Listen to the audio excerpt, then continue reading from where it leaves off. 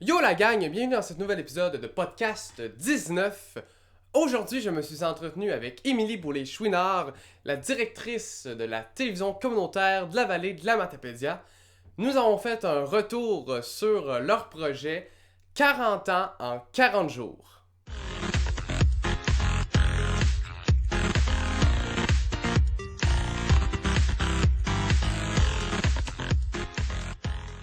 Bonjour Émilie, Bonjour!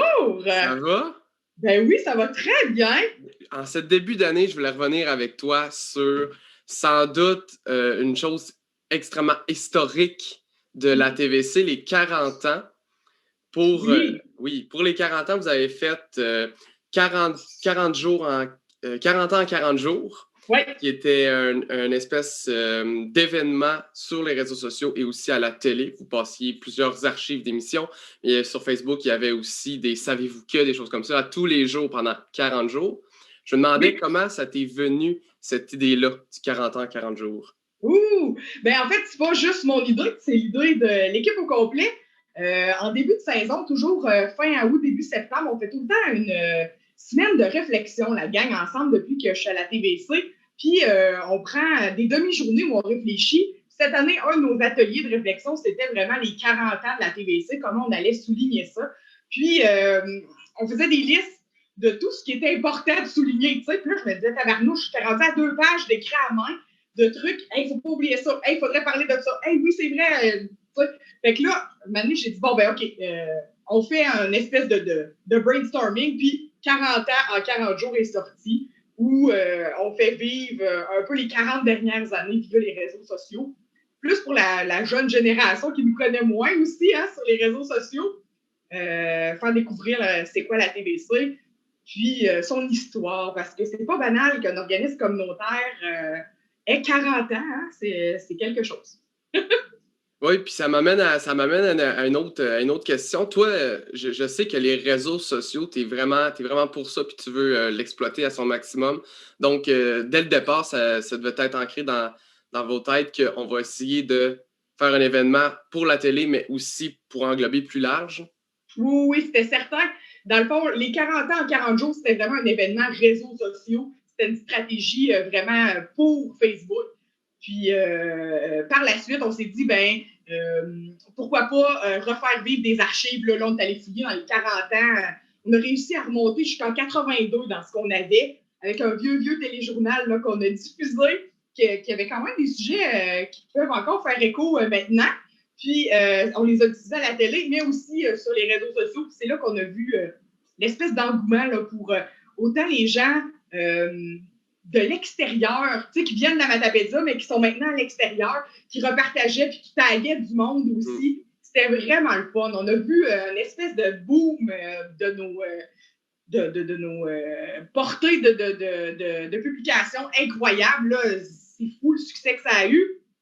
Puis surtout les archives, surtout les vieilles émissions, les émissions des années 90, où les gens s'amusaient à se taguer entre eux autres, puis arrivent, puis à Ah, te souviens-tu, puis une telle, une telle, une telle. Fait que vraiment, là, on a eu beaucoup de fun à suivre. Tu sais, on mettait une émission en ligne, on la mettait sur les réseaux sociaux, puis là, après ça, on savourait les commentaires sous les vidéos. Oui, moi tout, j'ai passé pas mal ces 40 jours-là à checker tous les commentaires. Je trouvais ça hyper drôle.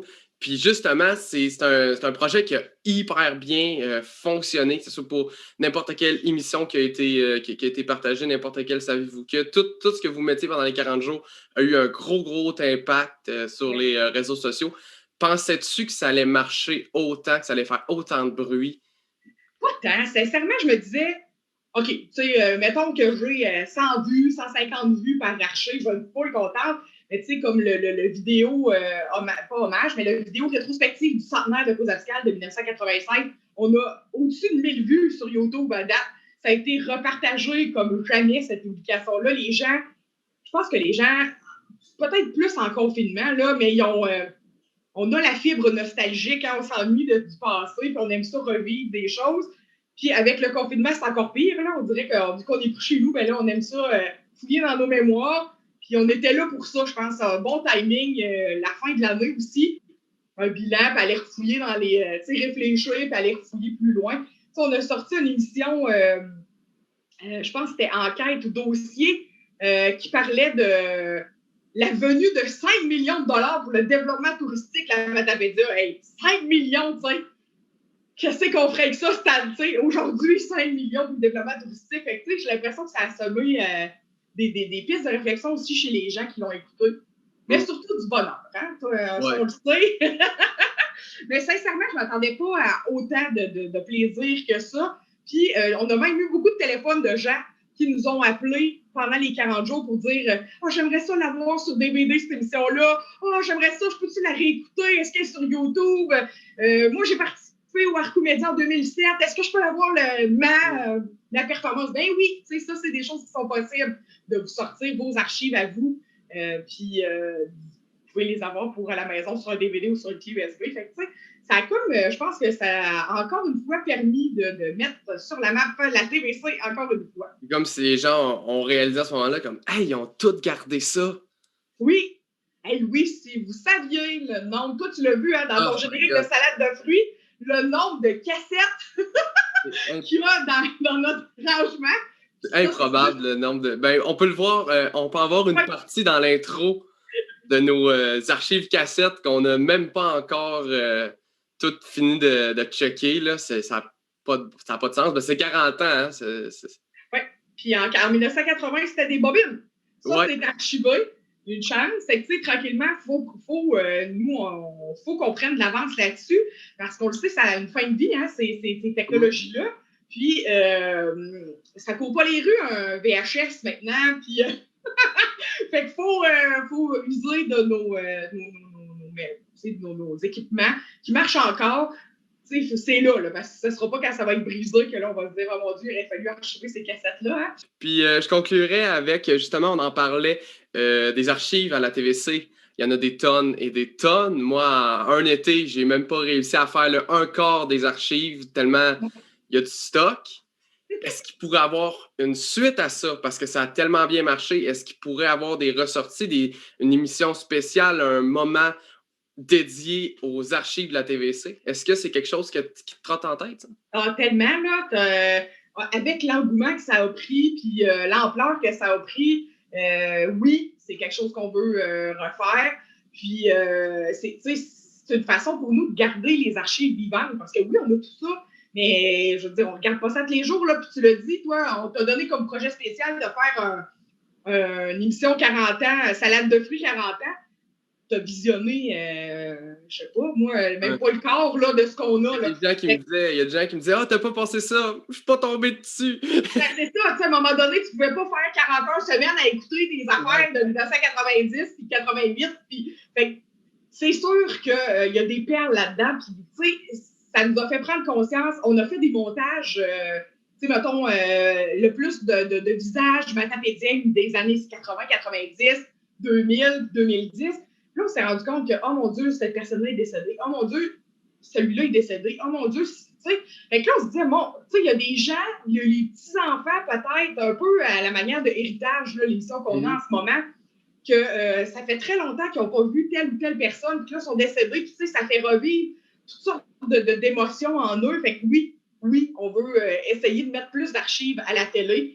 Puis je pense que ça va faire des petits. Je ne peux pas en dire plus pour là, mais on va probablement sortir des émissions d'archives de temps en temps, puis peut-être faire des blitz là, comme les 40 ans, 40 jours. C'était vraiment intéressant.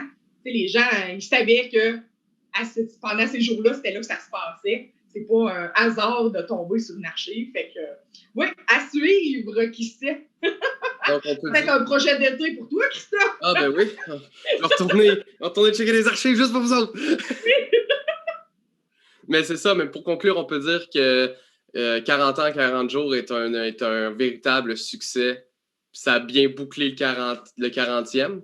Oui, tout à fait, parce que c'était l'année 2019-2020 qui était l'année des 40 ans, parce que la télé communautaire est née en août 1980. Émilie, directrice de la télévision communautaire à la Vallée de la Matapédia, merci d'être venue à l'émission. C'était ta deuxième apparition, ta première en 2021, je viens de dire. Oui. Donc, merci encore 1000 fois et bonne chance pour la suite des choses, la suite des projets. Ben, merci, Christophe. On aura la chance de le voir encore au Télé-Bingo et qui sait, dans des émissions près de chez vous. On ne sait pas. On a un bye-bye qui s'en vient pour rester à l'affût. On aura Comment notre bye-bye. les prochains projets? Ah oui, c'est ça! J'ai une tribune, alors je me plug. Voilà. Mais merci beaucoup, Christophe, de l'invitation. Ça m'a fait plaisir.